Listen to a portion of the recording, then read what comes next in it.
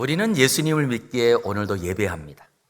그 예수님께서 이 땅에 계시면서 말씀을 하시면서 천국에 들어가지 못하는 사람에 대해서 말씀을 하신 적이 있어요. 첫 번째는 누가 천국에 못 가느냐, 이게 굉장히 중요하잖아요. 거듭나지 아니하면 천국에 갈 수 없느니라, 이렇게 말씀하셨거든요. 즉 거듭난다라는 말을 더 쉽게 말하면 예수님 믿는다라는 말이거든요. 그러기에 예수님 믿지 않고는 우리가 이 땅에서 무슨 일을 해도 천국에 갈 사람이 없다는 거예요. 그러기에 여러분들 안심하시기 바랍니다. 우리는 예수님 믿음으로 이 자리에 있으니까 우리는 일단 천국에 들어가는 티켓이 우리에게 이미 주어진 줄 믿습니다. 그런데 여기 문제가 하나 또 있어요. 그랬더니 두 번째, 다른 사람의 죄를 용서하지 못하는 사람도 천국에 못 들어간대요. 이건 조금 문제가 돼요. 우리가 예수님 믿으면서도 다른 사람의 죄를 용서 못하고 혹시 이 자리에 계신 분이 있을까 염려가 됩니다. 왜? 천국에 못 들어가니까. 근데 그게 앞에 있는 말씀과 연결이 돼요. 사실 우리가 예수님을 믿는다라고 하면 예수님을 통하여 내 모든 죄가 다 용서함 받은 것을 믿는 거예요.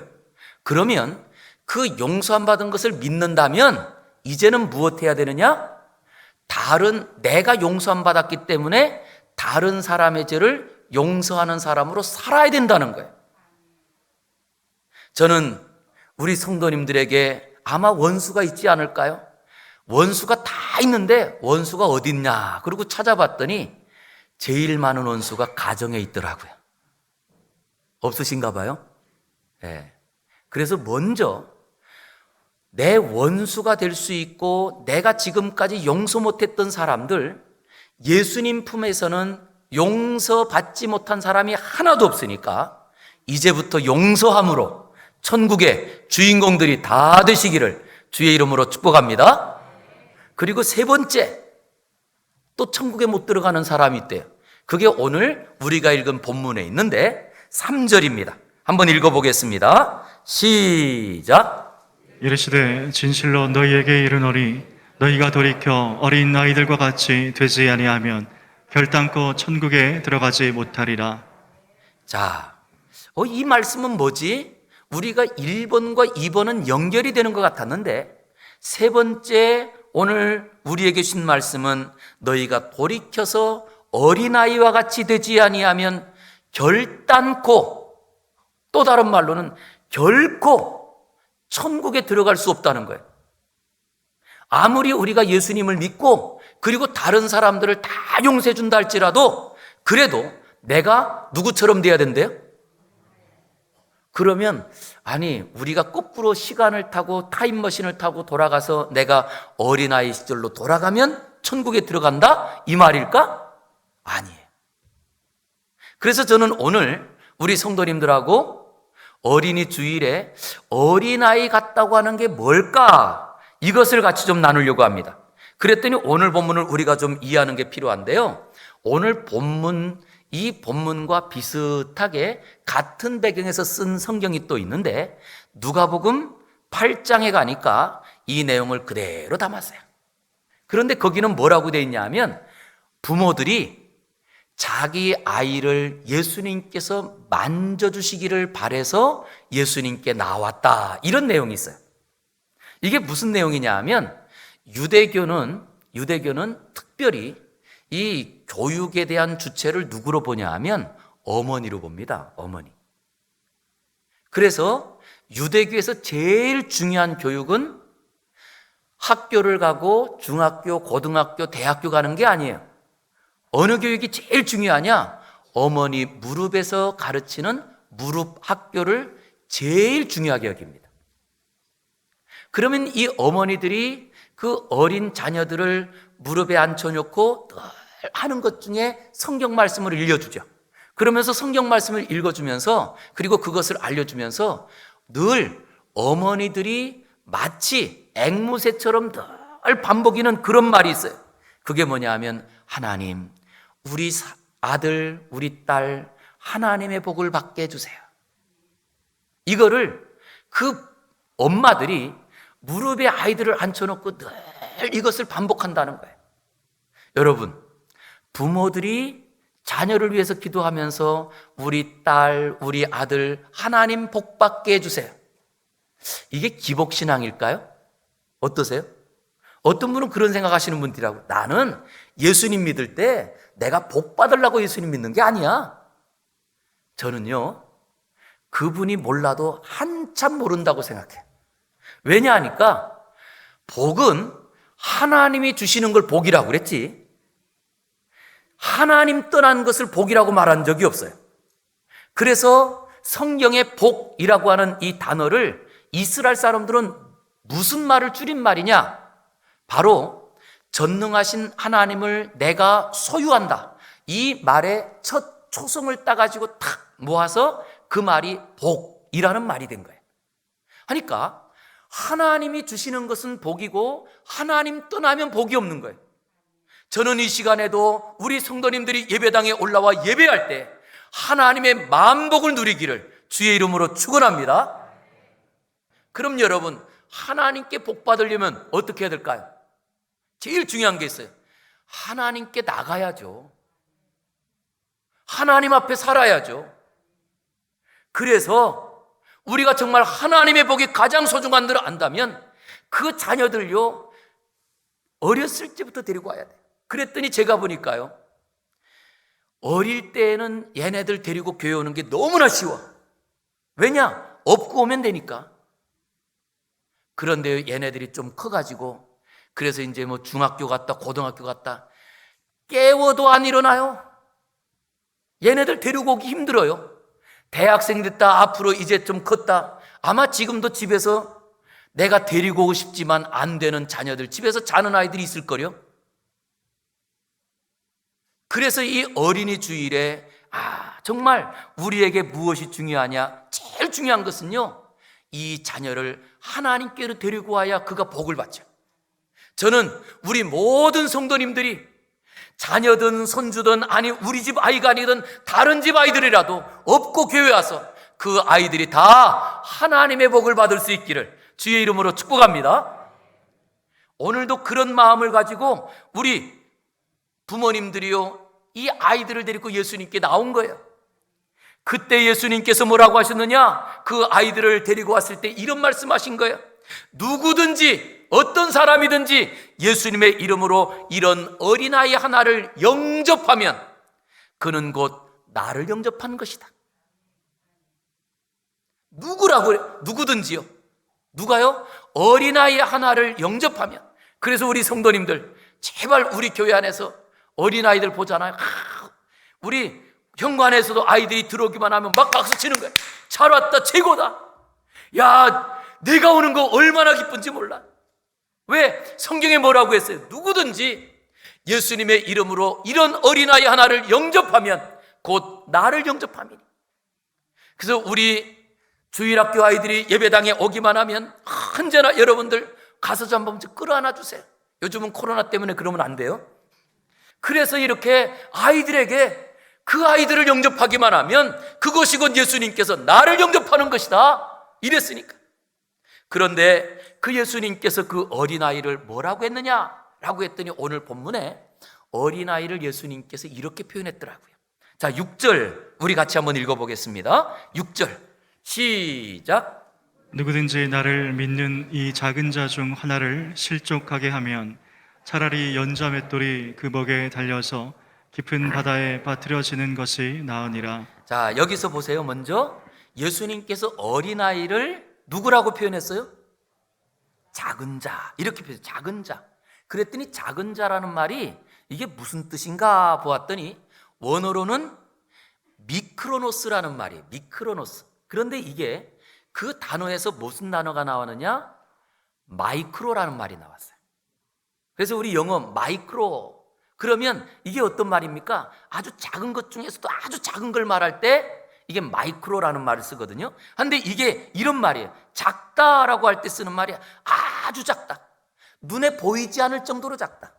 그리고 우리가 정말 하찮게 여겨도 될 정도로 작다, 이런 말이에요. 예수님께서 어린아이를 뭐라고 했느냐? 이 작은 자라고 표현하며 그 당시에는 진짜 이 어린아이들을 사람으로 인정도 안 했어요. 사람으로.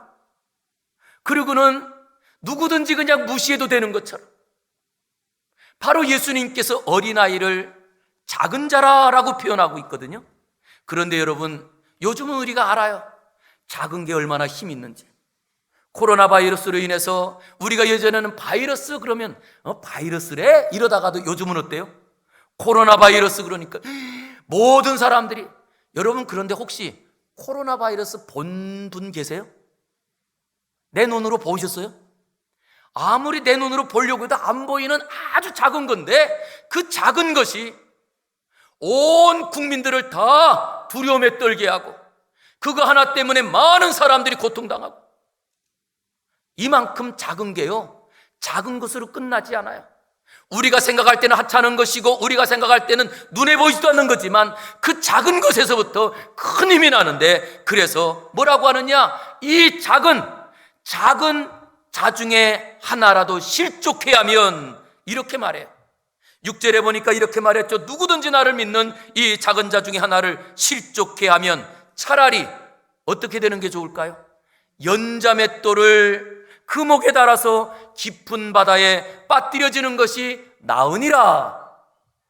이게 무슨 말이에요?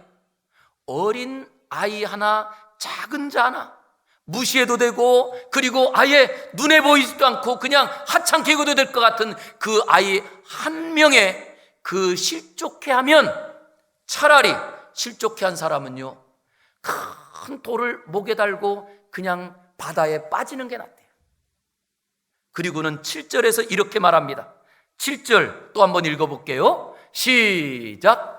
실족하게 하는 일들이 있음으로 말미암아 세상에 화가 있도다. 자, 잠깐만 여기서 보세요. 실족하게 하는 일들로 인해서 세상에 무엇가 있대요? 아니, 실족이라는 게 도대체 뭐길래 실족 때문에 세상 전체가 화를 당한다는 거예요. 그리고는 또 말합니다. 시작. 실족하게 하는 일이 없을 수는 없으나 실족하게 하는 그 사람에게는 화가 있도다. 그런데 그 앞에 우리는 알았죠. 작은 자, 하찮게 여겨도 되고 무시해도 될 것 같은 그 한 사람, 그 어린아이에게 실족했다고 하는 것 때문에 세상이 화를 당하고, 그것 때문에 나도 화를 당하고, 아니 차라리 연자맷돌을 목에 달고 바다에 빠지는 게 차라리 낫다요. 아니 도대체 실족하는 게 뭐라서? 그랬더니 실족이라는 말을 우리가 그냥 풀었으면 발을 헛디뎠다, 이런 말이거든요. 그런데 발을 헛디뎠다는 말이 아니에요. 문자적으로는 발을 헛디딘 건데, 여기에 쓰고 있는 예수님이 썼던 실족이라는 단어의 그 뜻을 보았더니, 그 뜻은 길을 걸어가다가 그 길 중에 무엇을 두었느냐? 덫을 놓았다. 또 그 앞에다가 올가미를 쳤다. 그 앞에다가 함정을 파놓았다. 그러면 여러분, 자, 덫을 놓았다면 그 사람이 길을 가다가 실족해서 발을 잘못 디뎌서 그 덫을 탁 밟는 순간 어떻게 됐어요? 덫이 그냥 팍! 내 발목을 꽉 잡은 거예요. 그 순간 나는 죽은 거예요.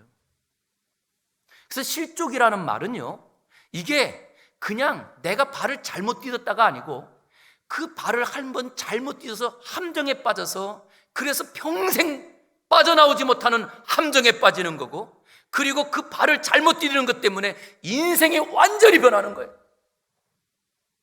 이 이야기가 우리 한 이야기로 제가 하나 설명드릴게요. 벌써 오래된 이야기인데 한 28년 전 이때 있었던 이야기예요. 여러분, 세상을 정말 깜짝 놀라게 했고 전국 국민들이 깜짝 놀랐던 그런 사건이 하나 있는데, 지존파 사건 기억하세요? 아마 기억하시는 분들 많을 거예요. 끔찍한 사건이었거든요. 이게 어떤 사건이냐 하면, 감옥에 있던 깜빵 동기생들이 깜빵에서 나와가지고 그들이 모여가지고 어떤 그 한적한 곳에 집을 하나 구해요. 그리고는 그 집에서 체력 단련을 합니다. 그리고 사람 죽이는 연습을 합니다. 그리고 담력을 키운다고 인육, 사람 그 살까지 먹어요. 이러면서 이 사람들이 끔찍한 살인들을 벌이기 시작합니다. 결국 그 지존파 그 일당들이 다 검거됐어요. 검거돼서 결국 그들이 사형언도를 받았거든요. 그리고 사형언도를 받고 감옥에 있을 때에 그때 어떤 한 집사님이 그 감옥에 가서 이 사람들을 전도하기 시작해요. 근데 전도하면서 그 중에 한 사람, 절대 듣지도 않고 그리고 또한 완고하게 복음을 거부하던 한 사람이 있었는데 이 사람이 복음을 받아요. 그런데 이렇게 이제 이 복음을 딱 받고 그가 예수님 영접하고 눈물을 뚝뚝 흘리면서 자기 인생에 대한 걸 그 집사님에게 고백한 내용이에요. 그 집사님이 물었어요. 아니 자네는 왜 어떻게 하다가 이런 흉악범이 됐나? 그랬더니 자기에게 있는 인생 스토리를 들려주는 거예요. 자기가 왜 그렇게 끔찍한 흉악범이 됐는지. 이유는 자기가 어릴 때 산골에 살았대요. 그런데 산골에 살면서 집이 얼마나 가난했는지 초등학교를 가는데 초등학교에 가면 미술 시간이 있는데 미술 시간에 그림을 그리려면 뭐가 필요해요? 크레용이 필요하잖아요. 한데 그 돈이 없어서 크레용을 살 돈이 없었대요. 한데 선생님이 또 옛날에는 준비물 갖고 온 사람 그리고 안 갖고 온 애들은 어떻게 해요?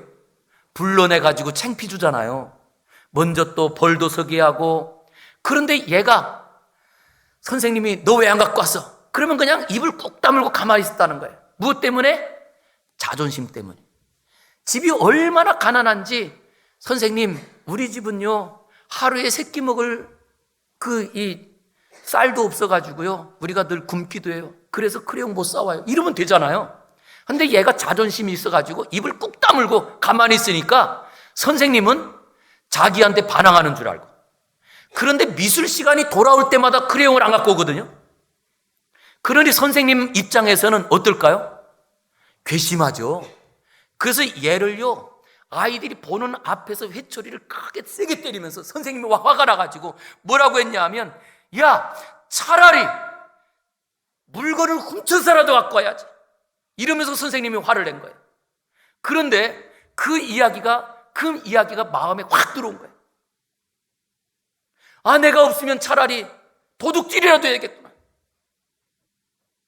그래서 얘가 그때부터요 물건을 훔치는 작은 도둑이 된 거예요. 그런데 그 작은 도둑이 점점 커져서 큰 도둑이 되고 나중에는 사람까지 죽이는 이런 흉악범이 된 거예요. 누구 때문에요? 그 선생님이 말 실수 하나 하는 것 때문에. 이게 실족이라는 말이에요. 실족이.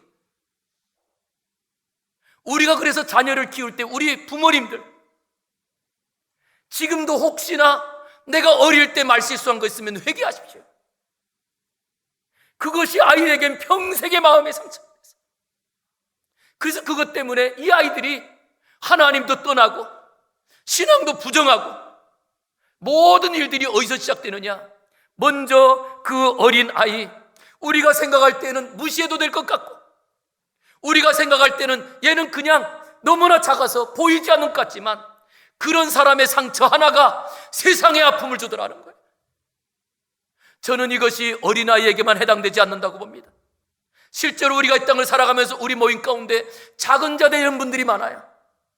그래서 우리가 정말 알아줘야 될 분들은요 교회에서 이름을 알리고 교회에서 열심히 하는 분들도 알아줘야 되겠지만 그러나 정말 내가 하나님을 섬기고 싶지만 그러나 하나님을 섬기는 데에 늘 내 직장 때문에 예배드리지 못하다가 어쩌다 한번 오시는 분들 얼마나 귀한지 몰라요.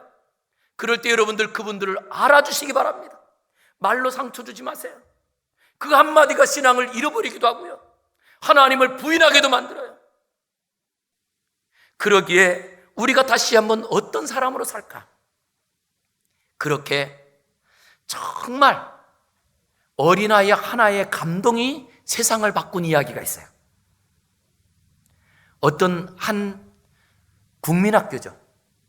지금 우리로 말하면 초등학교입니다. 이 초등학교의 교장 선생님이 중정모를 쓰고 있었는데 늘 중절모를 다 벗어서 이 가슴에 품고는 아이들이 학교 등교할 때마다 교문 앞에 서 가지고 그 아이들에게 정중하게 인사를 했답니다.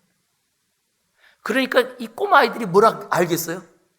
얼레리 꼴레리 우리 교장 선생님이 우리한테 인사한대요. 막 그러면서 이제 아이들이 뭐 놀리고, 그럴 때 한 번은 교장 선생님이 왜 아이들에게 인사하는지를 알려줬답니다. 지금은 너희들이 나에게 배우는 학생들이지만, 그러나 앞으로 여러분들 중에서 대통령이 나올 수도 있고, 그리고 여러분들 중에서 좋은 목사님도 나올 수 있으니 내가 지금부터 여러분들을 존경합니다. 진짜 그 교장 선생님 밑에서 좋은 목사님이 나왔어요. 그분이 누구냐 하면 우리나라에 있는 이야기가 아니고 독일의 이야기예요. 독일의 종교개혁을 시작한 마틴 루터의 그 어린 시절의 이야기입니다. 마틴 루터가요, 종교개혁할 때 실제로 종교개혁이라는 걸 꿈도 꾸지 못하던 자리에 어떻게 그 마틴 루터가 신앙적이지 않은 그 질문들을 95개의 조항을 학교 정문에 붙일 수 있었을까? 거기에는 저는 어릴 적부터 다 존경받고, 그리고 또 그를 늘 응원해 주었던 그 선생님들의 그 힘이 잘못된 것을 바로잡는 개혁자의 시작이 되었다고 믿습니다. 그러기에 우리는 언제 사람이 크느냐? 어릴 적부터요, 사랑을 많이 받은 자녀는요, 커서도 그 사랑을 가지고 당당하게 살더라고요. 어릴 적부터 정말 칭찬을 많이 받은 아이는요, 커서도 그 칭찬을 가지고 자신감 있게 살더라고요. 그래서 이렇게 저는 말씀드립니다. 사랑을 받은 만큼 큽니다. 존경을 받은 만큼 그 사람의 인격이 커집니다. 그래서 실제 우리가 해야 될 일은 어디에 있느냐? 하찮게 보이는 작은 일이랄지라도 인정해 주시기 바랍니다. 그래서 우리가 해야 될 일이 있다고 한다면 그 아이들을 데리고 교회로 오는 거예요. 그리고 그 아이들에게 하나님 말씀을 듣게 하는 거예요. 그리고 여러분, 혹시 우리 아이가 하나님 말씀을 못 들었거든, 여러분들이 들은 걸 가지고 집에 가서 앵무새처럼 반복해서 들려주세요. 야, 오늘 내가 말씀을 들었더니 이런 말씀이 있더라. 그리고 그 말씀을 들려주는 겁니다. 그랬더니 실제로 우리가 이 땅에서 하나님이 주는 거룩한 은혜들로 이 자녀들이 실족해 함이 아니라 그 작은 자가 하나님의 은혜를 받았더니 세상이 밝게 빛나더라는 거예요. 저는 이제 말씀을 맺고자 합니다. 우리는 이 땅에서 왜 사느냐? 자꾸 오늘 말씀의 배경도 어디에 있냐 하면 제자들이 누가 크냐? 누가 크냐? 이렇게 서로 키재기하면서 서로 자기가 더 잘났다고 할 때 예수님께서 주신 말씀이에요. 누구든지 천국의 주인공은 어린아이와 같이 자기를 낮추는 자가 천국에 들어가느니라. 우리가 낮추면 다른 사람들이 커 보입니다. 내가 작아지면 다른 사람들이 정말 괜찮아 보입니다. 그래서 이제는 저는 여러분들에게 요청하고 싶습니다. 내가 작은 자라고 말하는 사람이 있기 전에 내가 제일 작은 자가 되기를 주의 이름으로 축복합니다. 나로 말미암아 세상에 하나님의 복이 우리 자녀들 때문에, 우리 성도들 때문에, 우리 교회에 있는 자녀들 때문에 정말 그들이 점점 커져서 오직 하나님의 복으로 살아가는 은혜가 있기를 주의 이름으로 축원합니다.